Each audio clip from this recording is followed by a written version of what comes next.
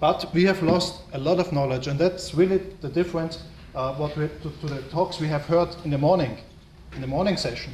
Because in Austria we have a very modern wood industry, a very modern forestry also, but we have lost most of our traditional old skills and knowledge. So what is meant by historical wood utilization? I don't want to go in detail on this. These are just a lot of examples coming from Austria.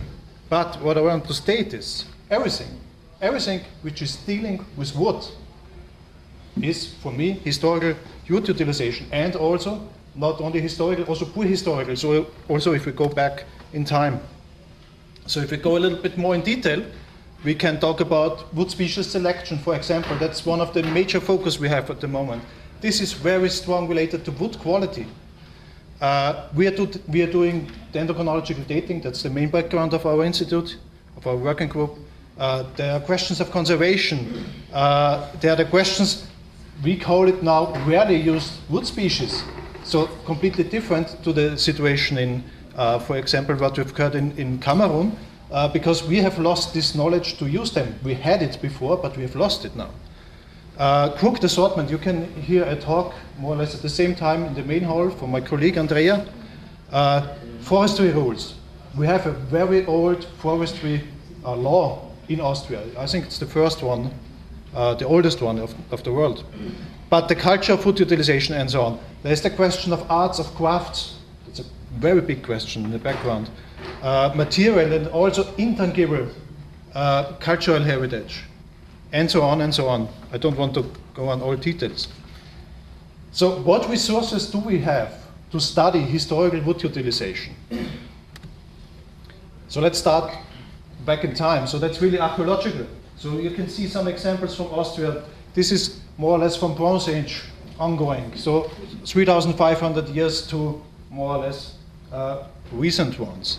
So some examples from Hallstatt. It's a salt mine, a very well-known salt mine in Austria. What else do we have?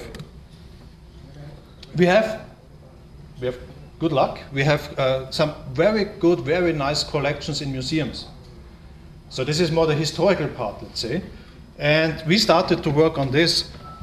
I will show you later. What else do we have? Of course, we have old literature.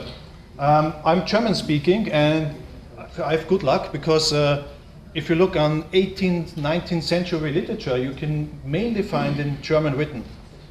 And so that's quite good luck for us, and we are always looking for literature, to find literature. That's not that easy, because if you look for wood science or something like this, then you will not find it. So it's forestry and different other topics where you have to look for.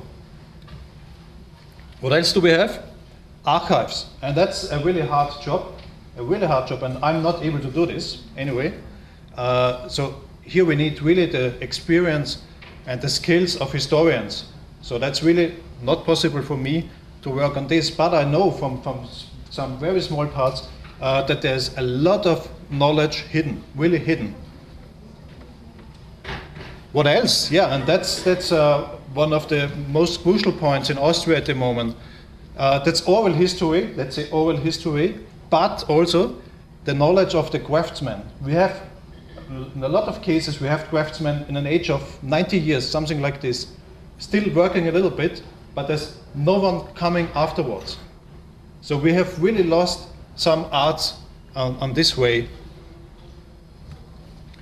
So what we have started up now, it's running 1.5 years now at the moment, is wood identification. So this is really focused on museums.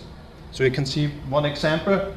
This is a part of a sawmill, of an old sawmill, and we started to look what species was used. Here you can see Fagus, Maris, and so on. Don't go on detail on this. So the question is, what species was used for which purpose? So that's really important also to describe the part, for which purpose.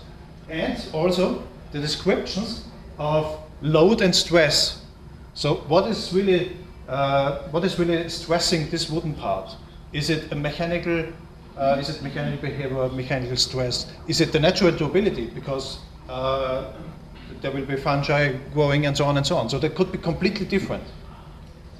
Damping, for example, is very important for wooden tools and so on. Yeah, we do a lot of dating, dendrochronological dating. As I've told you, we are sitting in Central Europe, so it's very easy to do dendro dating there because we have really distinct rings and do a lot of work on this topic. So we will get the felling dates, not really the felling dates, but more or less the production dates of the houses, but all the inventory of baskets and boards and so on and so on.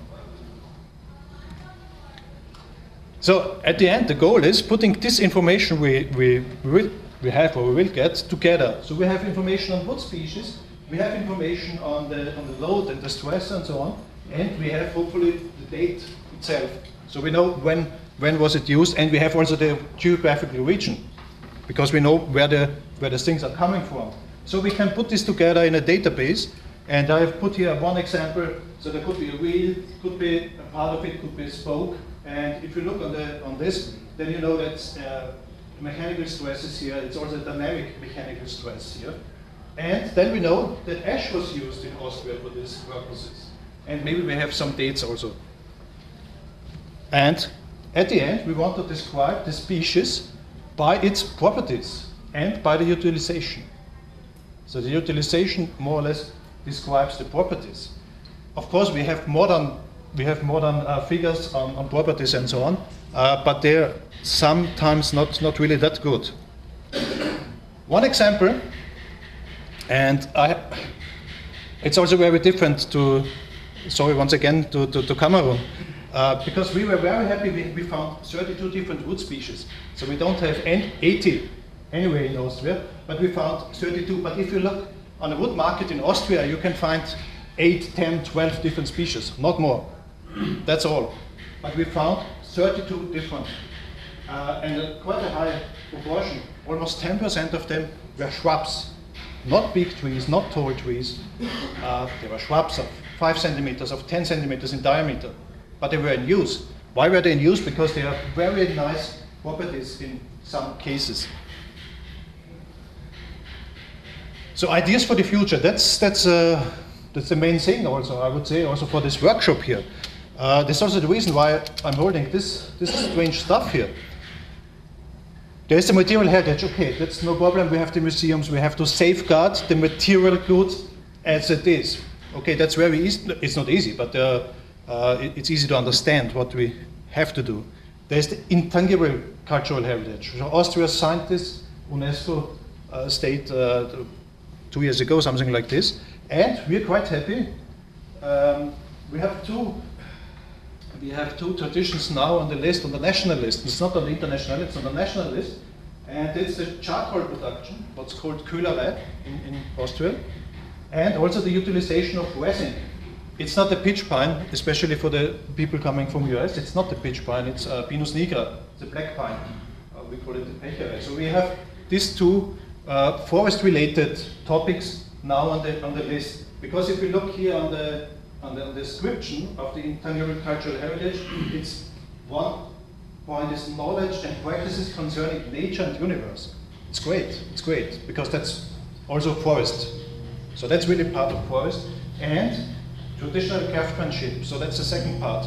So our topics are really 2 times possible within this UNESCO definition. And what we really need in Austria is the reprise of knowledge.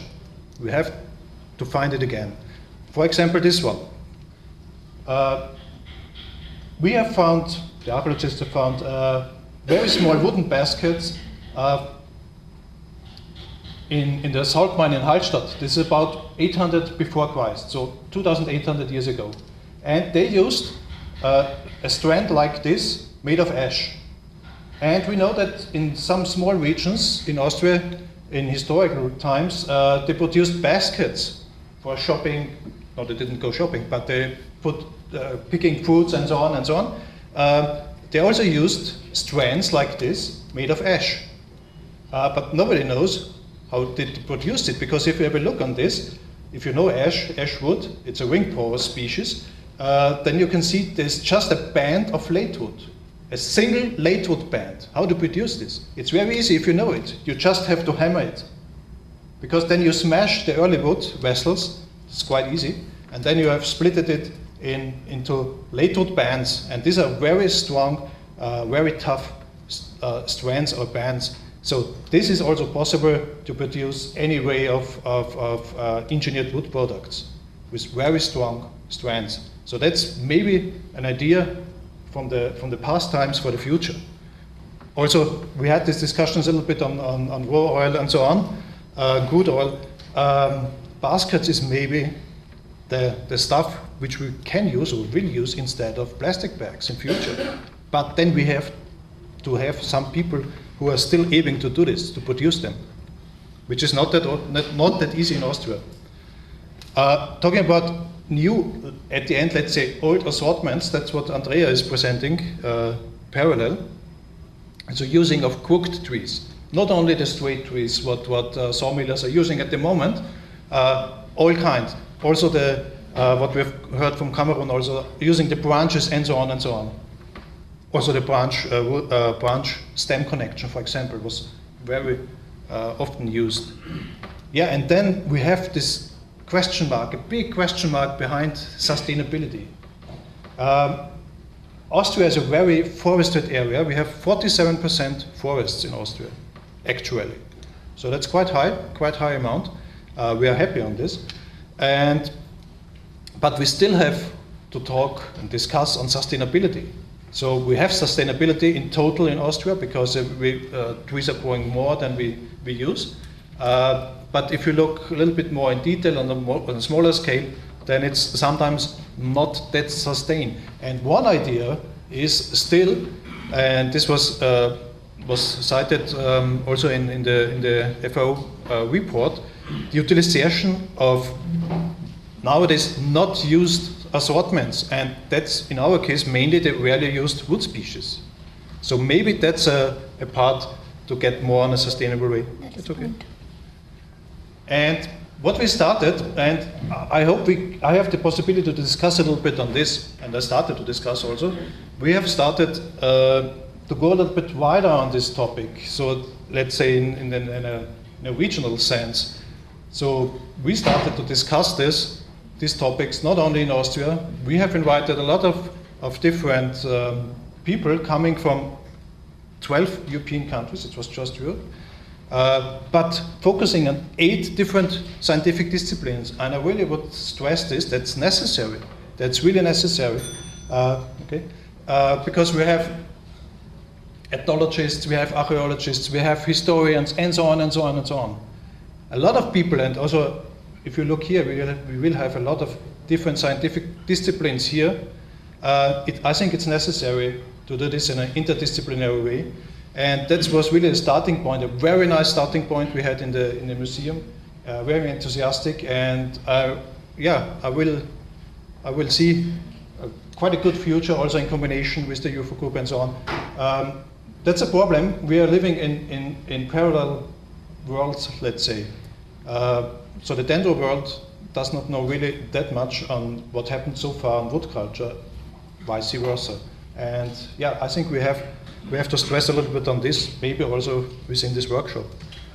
That's it, just a few impressions from past times, and thank you very much for your attention. Thank you.